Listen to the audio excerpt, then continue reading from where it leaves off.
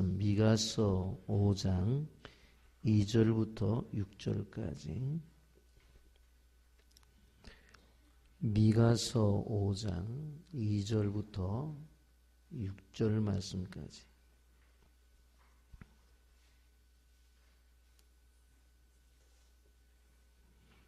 교독하십니다.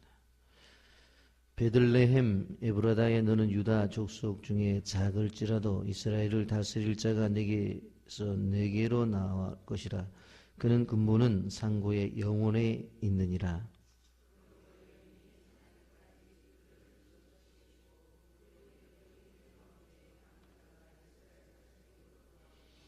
그가 여호와의 능력과 그의 하나님 여호와 이름의 위엄을 의지하고 서서 목축하니 그들이 거주할 것이라. 이제 그가 창대하여 땅 끝까지 미치리라.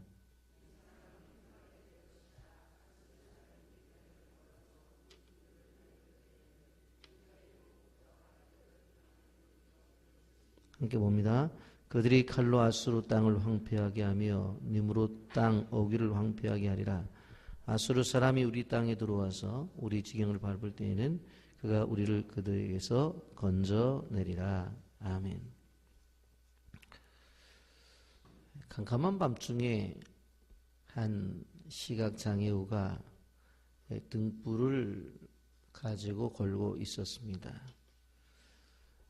이유는 자기는 볼 수 없으니까 자신이 등불을 들고 가게 되어지면 다른 사람들이 바로 그 등불을 보고 피해 갈 것이다. 그렇게 생각했던 것입니다.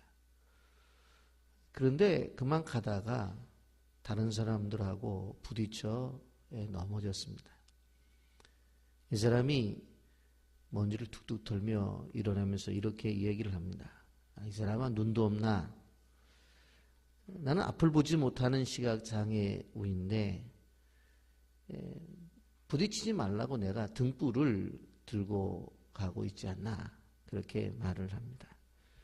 그랬더니 부딪힌 사람도 투덜거리면서 이 양반아, 벌써 불이 꺼진 지 오래됐네.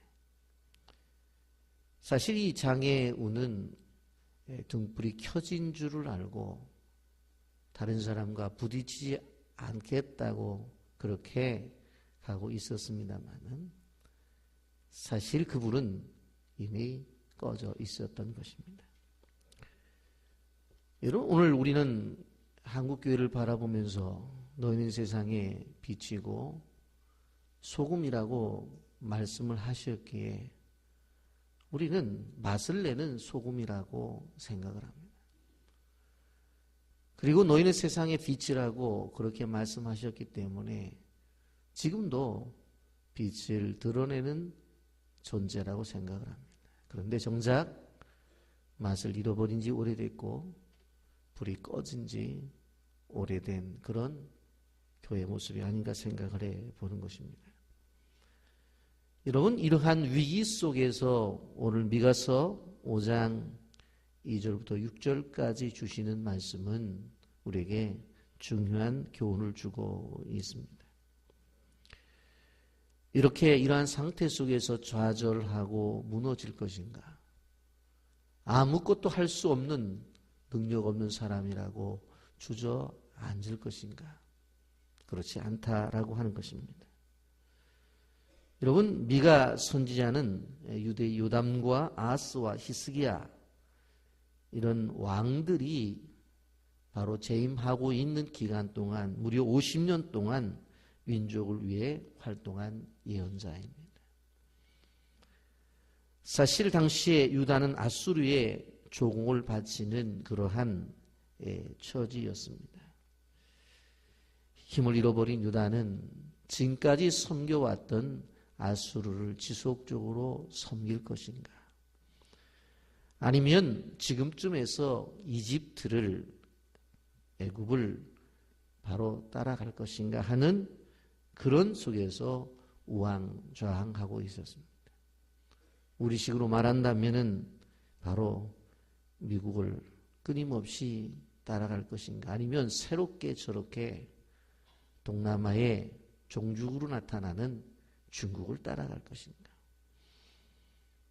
결국 히스기야 왕의 실책으로 말미암아 아수르의 산업에게 굴욕을 당해서 가지고 있었던 46개의 성읍을 빼앗깁니다. 이때 미가의 고향이었던 모레셋도 블레셋에 넘어가게 되어지고 그는 예루살렘으로 피난해서 예언 활동을 하게 됩니다. 동시대에 예언을 했던 선지자가 이사야 선지자였는데 이사야 선지자는 사실은 도심지에서 그리고 부유한 대상들을 향해서 복음을 전했다고 한다면 미가는 우리식으로 표현하면 시골 구석에서 바로 말씀을 전했던 그러한 사람이었습니다. 이러한 미가가 패배의 승잔, 있는 성들을 많이 빼앗기고 그리고 이제 좌절 속에 있는 이스라엘 백성들에게 오늘 예언을 하고 있습니다. 2절 보면 에브라다야 너는 유다 족속 중에 작을지라도 이스라엘을 다스릴 자가 내게서 내게로 나올 것이라. 그의 근본은 상고의 영혼에 있느니라 그랬습니다. 여러분 분명코 1절에서 뭐라고 말을 해요? 이스라엘 왕이 침략자로부터 수치를 당할 것이다. 그렇게 말을 합니다. 왜? 이유가 무엇입니까? 바로 이는 이스라엘이 하나님을 떠나 강대국만 의존했기 때문에 그렇습니다. 그런데 2절부터는 대조적으로 바로 이스라엘을 온전하게 다스릴 왕이 나타날 것이다. 그것을 예고하고 있습니다. 그런데 그 왕이 어디에 태어날 거라고 그랬어요? 베들레헴 에브라다에 태어날 것이라고 그랬어요. 여러분 그런데 여기 보면 베들레헴 에브라다에 태어나는데 그 베들레헴 에브라다가 어떠한 곳이라고 그랬어요? 너는 유다 족속 중에 작을지라도 아주 작지만 이스라엘을 다스릴 자가 내게서 내게로 나올 것이다. 작지만 아주 작은 성읍이지만 그 성읍을 통해서 이스라엘 민족을 다스릴 지도자가 나올 것이다. 그렇게 말을 하고 있는 것입니다. 여러분 에브라다는 떡집을 뜻하는 베들레헴의 옛 이름입니다. 그래서 실질적으로 여기에 보면 베들레헴 에브라다야 그렇게 표현을 하고 있는데 이 에브라치라고 하는 이 바로 이 집안 이 어떤 집안인가? 여기 보면 분명히 유다 족속 쪽에 작은 집안이다. 그렇게 분명히 이야기합니다. 여러분 사무엘상 17장 12절에 보면 다윗은 유다 베들레헴 에브라 사람 이세라 하는 사람의 아들이었는데 이세는 사울 당시 사람 중에 나이가 많아 늙은 사람으로서 8 아들이 있는 중 그러면서 다윗은 유다 베들레헴 에브라 사람 이세라 하는 사람의 아들이라고 했어요. 그러니까 다윗이 바로 어디예요? 에브라 사람의 자손이란 말이에요. 결국 다윗이라고 하는 위대한 성군도 아주 작은 집안에 보잘것없는 집안에 요즘 말하면 정말 족보 없는 그런 집안에서 출생을 했다라고 하는 것입니다. 여러분 또 하나 증거를 댄다고 하면 룻기에 나오는 나오미의 남편 엘리멜렉이 에브라 사람이었습니다. 그 사람들이 베들레헴에서 먹고 살 것이 없어서 고향을 등지고 어디로 가요? 모압으로 가죠. 그런데 모압에서 엘리멜렉은 두 아들 말론과 기론이 그곳에 다 죽게 되어져요. 그래서 가문이 무너지게 되어지죠. 그런데 다행히 이방 여인인 룻이 바로 시어머니를 따라서 어디로 돌아와요? 다시 고향으로 돌아온단 말입니다. 그런데 바로 이 보잘것없는 그 가문이 결국은 그 자손 가운데서 바로 다윗의 출생을 하는 것을 바라볼 수가 있습니다. 여러분, 우리가 기억해 봐야 될 것이 뭐예요? 다윗, 이렇게 훌륭한 이스라엘을 대표로 하는 성군이지만, 그러나 오늘 내용을 보게 되어지면 그가 에브라 사람이었다. 아주 작은 보잘것없는 족속이었다라고 하는 것입니다. 여러분, 하나님은 그러한 다윗을 역사상 가장 위대한 성군이 되게 하시고 그 손 가운데서 구세해 주신 예수 그리스도를 탄생케 하셨어요. 그래서 구원에 이르게 하셨어요. 쉽게 표현하면 가장 보잘것없는 가문을 들어서 영광스러운 가문을 만들어 주셨다라고 하는 것입니다. 우리의 연약함을 가지고 좌절하지 마세요. 우리의 부족함을 가지고 좌절하지 마세요. 사람들은 사실은 작은 것보다 큰 것을 좋아해요. 특별히 우리나라 사람. 그래서 우리나라 이름을 부를 때 대한민국이라고 그러잖아요. 그래서 월드컵 경기 때 시작되었습니다만은 대한민국 그러잖아요. 대한민국. 여러분, 한강도 한강 대교, 성산 대교, 마포 대교, 무너진 다리 성수 대교, 다 대자예요. 대자. 크면 좋죠. 건물도 크면 좋아요. 그만한 가치가 있고 유용하게 살기 때문에 그렇습니다.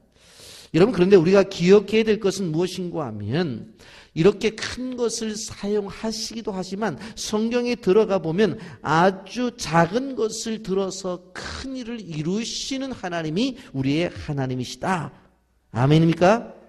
베들레헴 유다 성읍 중에 지극히 작은 성읍 중에 하나, 여러분, 우리가 그 성읍을 통해서 구세주가 탄생이 되어지는 것입니다. 그런데 그분이, 그의 근본은 상고의 영원에 있느니라. 바로 태초부터 계셨던 하나님이 사람의 몸을 입고 이 세상에 오실 때에 지상에서 지극히 작은 마을인 베들레헴에서 태어나시겠다라고 그렇게 말씀하고 있습니다. 여러분, 예수님이 태어나기 전에 700년 전에 이 예언이 예언되어졌습니다. 여러분, 역사를 바라보십시오.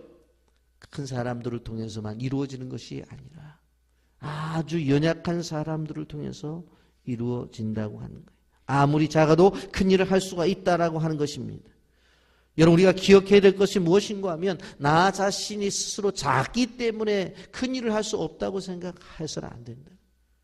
우리 가문이 그렇게 드러낼 만한 가문이 안 된다고 그렇게 주저앉을 필요가 없다고 그렇게 생각해야 된다는 것입니다. 교회도 마찬가지예요. 우리 교회가 그렇게 큰 교회는 아니에요. 그러나 바로 작은 교회지만 큰 하나님을 섬기고, 우리가 무능력하지만 모든 것을 하실 수 있는 하나님을 섬기기 때문에 그 하나님의 이름으로 모든 것을 할 수 있다. 믿음을 가지고 나가면 이뤄낼 수 있다는 사실을 기억하시기를 바랍니다. 그러한 관점 속에서 한번 우리는 생각해 봐야 돼요.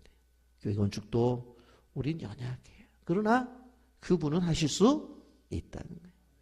우린 부족하지만 그분은 하실 수 있는 거예요. 그래서 하나님에게 초점을 맞추라는 거예요. 그분을 향해서 그분을 바라라는 거예요. 그분이 행하심을 우리는 기대하라는 거예요. 여러분, 우리는 그러한 관점 속에서 봐야 돼요. 그렇기 때문에 열등감을 버려야 돼요. 여러분, 큰 일을 하려고 한다면은 작다고 하는 열등감을 버려야 된다고 하는 것입니다. 여러분, 성경 다시 2절 보세요. 베들레헴 에브라다에 너는 유다 족속 중에 작을지라도, 작은 건 분명해요. 그런데 이스라엘을 다스릴 자가 내게서 나올 것이다. 작은 건 분명하지만 그곳에서 이스라엘을 다스릴 자가 나옵니다. 베들레헴은 큰 도시는 아니었습니다. 지극히 작은 마을이었습니다. 그런데 문제는 베들레헴과 예루살렘 성이 멀지를 않다니까는요. 한눈에 보인다니까는요. 그렇게 멀지 않은 곳에 위치해 있었어요. 그러니 두 성이 얼마나 비교가 되겠어요. 한 사람이 예루살렘을 보았다. 베들레헴을 보면 이 조그만 성읍. 그래서 미가 선지자도 베들레헴을 말할 때 너는 유다 족속 중에 작을지라다라고 분명코 비교 가운데 이야기를 하고 있어요. 이 뉘앙스가 무엇입니까? 초라하다는 뉘앙스가 나오죠. 시골스럽다는 뉘앙스가 나오죠. 그런데 예수님은 큰 성읍인 예루살렘에서 나지 않고 지극히 작은 성읍인 베들레헴에서 날 것이다라고 그렇게 말을 했어요. 여러분, 작다고 너무 거기에 기죽지 마시라는 이야기입니다. 하나님은 큰 나라 제쳐놓고 바로 이스라엘이라고 하는 작은 나라를 선택해서 자기 아들을 보내셨고, 그 작은 나라 가운데서도 큰 도시인 예루살렘이 아니라 아주 작은 베들레헴 성읍을 통해서 바로 예수님 보내셨어요. 작은 도시가 위대한 도시가 될 수 있다는 것입니다. 작은 사람이 큰 인물이 될 수가 있다라고 하는 것입니다. 그렇기 때문에 작아도 얼마든지 큰 일을 감당하며 쓰임받을 수 있기 때문에 절대적으로 비교해서 열등의식에 빠지면 안 되는 거예요. 여러분, 오늘 새벽을 통해서 우리 속에 잔존해 있는 열등감을, 결별을 선언하시기를 주님의 이름으로 축복합니다. 여러분, 이 비교에서 자꾸 자기가 열등감을 가지면 함께 죽어요. 여러분, 전쟁에 나갔어요? 돌아오고 있는데 여자들이 뭐라고 말을 해요? 사울이 죽인 자는 천천히요, 다윗이 죽인 자는 만만이라고. 왕은 누구예요? 사울 왕이에요. 아이고, 이렇게 백성들이 다윗을 인정하는구나. 넘어가면 될 것 같고, 그때부터 다윗을 죽이려고 하다가 결국은 자기가 죽잖아요. 여러분, 작아도 할 수 있다는 자신감을 갖기를 주님의 이름으로 축복합니다. 그런데 중요한 것은 작은데 모든 일을 할 수 있는데 어떻게 해야 되느냐. 4절이 중요합니다. 다 같이 함께 읽어볼까요? 시작. 그가 여호와의 능력과 그의 하나님의 여호와의 이름의 위엄을 의지하고. 아멘입니까? 작았을 때 그냥 되는 게 아니라 여기에 여호와의 능력을 의지하고 여호와의 이름의 위엄을 의지해야 돼요. 그래야 되는 거지. 뭐 작다고 해서 다 된다고 하는 게 아니에요. 한마디로 말하면 그 사람이 가지고 있는 하나님을 향한 믿음, 그게 중요한 거예요. 여러분, 얼마나 힘이 나요. 나는 연약해요. 그런데 여호와의 능력은 강력해요. 내 이름은 보잘것없어요. 그런데 여호와의 이름, 여호와 이름의 위엄을 의지하고 그분의 이름으로 다 할 수 있다라고 하는 것을 믿으시기를 바랍니다. 여러분, 우리가 기억해야 돼요. 여러분, 주님은 베들레헴 촌동네에 태어나 아버지가 직업이 천한 목수였습니다. 성장도 가난한 집에 태어났기 때문에 뭘 먹고 입고 마시고 입는데 뭐 크게, 누구 말로 말하자면 큰 좋은 집안에 그런 옥동자처럼 보였겠냐는 말이에요. 거기다 또 아버지도 일찍 돌아가셔가지고 집안일 도왔어요. 그런데 그 주님은 베들레헴에 태어났어요. 그런데 그 나라 유다 지역에만 미친 것이 아니라 전 세계까지 미쳤잖아요. 여러분, 4절 하반절을 한번 보세요. 여기 보면 서서 목주가니 그들이 거주할 것이라. 이제 그가 창대하여 어디까지 미치리라? 따라서 하세요. 땅끝까지 미치리라. 복음이잖아요. 복음이에요. 땅끝까지. 여호와의 능력과 하나님 여호와 이름을 의지하고 나갔더니 그 능력이 아주 조그만 동네인 베들레헴에 시작해서 땅끝까지 이르리로다. 아멘. 이 축복이 저와 여러분에게, 또 우리 교회에게, 여러분의 가정에게 임하기를 주님의 이름으로 축복합니다. 여러분, 딱 무슨 생각나세요? 우리 교회 생각나잖아요. 우리 교회가 뭐 그리 큰 교회는 아니잖아요. 그런데 여러분, 빌란, 바두이, 순나, 끄렁, 브라우, 여러분 이름도 기억하고 또 말하기 힘든 그곳에 선교 사역을 통해서 그들이 복음을 듣잖아요. 복음을 얼마나 귀합니까? 왜 그래요? 우리 이름으로 나가는 것이 아니라 누구 이름으로? 여호와의 능력, 주님의 이름으로 나가니까 역사가 일어날 수 있었다라고 하는 것입니다. 베들레헴에서 태어난 지극히 작은 분이었지만 세계를 구원하는 그 이름 예수 그리스도가 된 것이기 때문에 우리도 그분의 이름을 가지고 나가면 불가능을 가능케 하고 안 된다는 것을 이루어내고, 그리고 열방에 정말 지구 곳곳까지도 주의 복음을 전할 수 있다는 사실을 믿으시기를 주님의 이름으로 축복합니다. 여러분 스스로 작다고 생각하십니까? 그렇다면 작은 거 좋아요. 그러나 여호와의 능력을 믿으세요. 연약해요. 좋아요. 그러나 그분의 능력을 믿으세요. 그리고 그분의 능력과 이름을 가지고 나가세요. 여러분 우리가 메뚜기 같은 존재라고 할지라도 절대로 우리는 기가 죽을 필요가 없습니다. 왜? 우리는 하나님의 능력과 그분의 이름을 의지해 나가기 때문에. 여러분 저는 이 본문 말씀을 볼 때에 설교 준비를 하면서도 보고 어제도 보고 오늘도 보면서 막 가슴이 뜨거워지는 거예요. 야, 우리의 이러한 그분의 능력이 있고 그분의 이름이 있는데 내가 왜 기가 죽어? 내일 새벽에 소리 지르면서 설교하리라. 그래서 설교하는 거예요. 왜? 하나님의 말씀에 근거를 해서. 내 얘기가 아니에요. 내 얘기가. 어디서 갔다가 아유 집사님 보니까 그럴 것 같아요. 힘내세요. 그게 아니라니까. 성경이 그렇게 말하잖아요. 그런데 여기에 또 하나 중요한 원리가 하나 있어요. 그러면 이렇게 하는 하나님의 역사 속에서 다른 사람을 세우는 작업이 있어야 돼요. 여러분 5절 6절 보세요. 이 사람은 평강이 될 것이라. 아수 사람이 우리 땅에 들어와서 우리 궁들을 밟을 때에는 우리가 7 목자와 8 군악을 일으켜 그들을 치리니 그랬어요. 이렇게 아수르 군대가 들어오게 될 때 사람들을 세워서 아수르 군대를 이겨나갈 것이다. 그들이 칼로 아수르 땅을 황폐하게 하며 니므롯 땅 오기를 황폐하게 하리니 아수 사람이 우리 땅에 들어와서 우리 지경을 밟을 때는 그가 우리를 그에게서 건져내리라. 아멘입니까? 메시아 나라는 어떤 나라인 줄 아세요? 그분의 능력과 그분의 이름을 가지고 나가면서 동시에 다른 사람을 세우는 나라가 바로 하나님의 나라예요. 저는 이거 보면서 그렇구나. 여기에 교회 운영의 원리, 여기에 목사들이 목회의 원리가 다 여기 있는 사람을 세워 나가는 거예요. 침략이 들어왔을 때에 바로 다른 사람을 세워서 그 사람들을 이겨나가는 방법을 이야기하고 있어요. 여러분 예수님은 베들레헴 말교에 태어났어요. 지극히 작으신 분이었어요. 그럼에도 불구하고 그분이 사회 가실 때 하나님이시고 하나님의 아들이었기 때문에 모든 것을 하실 수 있었잖아요. 그런데 어떻게 해요? 바닷가에 가서 베드로야 이리 와너라. 왜요? 너 내 종이 되어라. 세우잖아요. 12 제자를 세워가지고 그분들을 통해서 하나님의 사역을 하시잖아요. 예수님 다 하실 수 있었어요. 그런데 때 되면 나가. 능력 주시고 나가서 복음 전하고 돌아와서 어떻게 했냐? 보고받고. 그리고 나중에 33살에 나 간다. 이거 어떻게 하라고요? 니들이 알아서 해. 아이고 우리 못하겠는데 걱정하지 마. 내가 보혜사 성령을 보내줄 테니까. 그리고 가셨어요. 그래갖고 요즘 말로 제자들이 멘붕이 온 거예요. 다 도망가 버리고. 그랬더니 마지막에 기도하라고. 사도행전에 보면 120명이 기도하고 성령의 능력을 받고 나가서 복음을 전했는데 한 번 복음을 전하니까 3,000명, 5,000명, 수만 명이 돌아오는 거예요.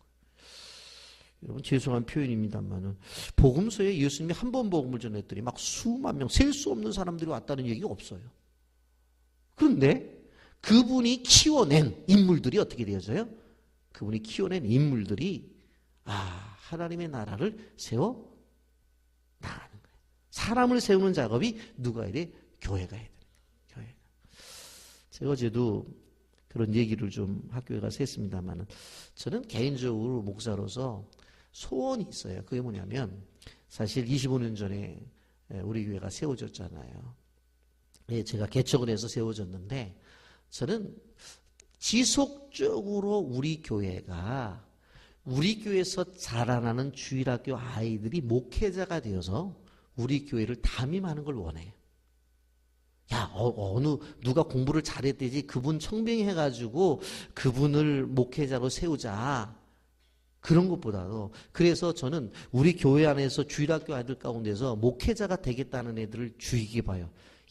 제가 우리 교회 3대 목사가 될 수도 있는데 제가 우리 교회 4대 목사도 될 수 있는데 그 생각을 하는 거예요. 이렇게 아름다운 교회를 세워가지고 왜 다른 교회에서 자라난 사람을 우리 교회 담임 목사로 청빙합니까? 우리 교회에서 그냥 유치부 때부터 소리 지르고 3층에서 뛰어다니고 4층에 뛰어다니고 이리 부딪히고 저리 부딪히고 막 그냥 주일날 공을 차갖고 담임 목사 얼굴을 막 그냥 두드려 패고 아유 지난번에 맞았어요 한 대 저 공을 차가지고 그런 애들이 커서 그런 애들이 커서 우리 교회를 담임하는 게 얼마나 멋있어요. 별로 안 멋있어요? 저는 그런 꿈이 있어요. 왜 부산에 있는 사람이 와야 되고 저기 광주에 있는 사람이 와야 되고 왜 다른 동네 사람들이 와서 이 좋은 교회를 담임하냐. 우리 교회에서 지지유 볶고 쥐어 맞고 혼나고 그렇게 자라난 애들이 의젓하게 커가지고 내가 빛의 교회 유아부 출신이라고 여기 유초등부를 지냈다고 중등부등 수련회 가서 은혜를 받았다고 이곳에서 성도들이 기도해 줘서 대학을 가고 공부를 해서 내가 목회자가 됐다고 그런 분들이 더 책임감이 있는 거예요. 아멘입니까? 사람을 키워내야 돼요. 사람을 키워내야 되는 거예요. 그래야 하나님의 교회로서 더욱 든든히 세워져 가는 것입니다. 여러분 이번 40일 특세를 하면서 저는 여러 가지 매번 주시는 말씀이 우리에게 너무나 귀하지만 37일째 오늘 이 미가서 5장 2절부터 6절의 말씀이 너무나 중요해요. 그렇기 때문에 이 말씀 붙잡고 여러분이 생각하면 여러분도 살아나고 여러분의 가문도 살아나고 이 교회도 살아나고 하나님의 역사가 이 말씀을 믿고 이 말씀을 중심으로 믿음의 나라를 세워가기를 예수님의 이름으로 축복합니다. 아멘. 거룩하신 하나님 아버지 은혜와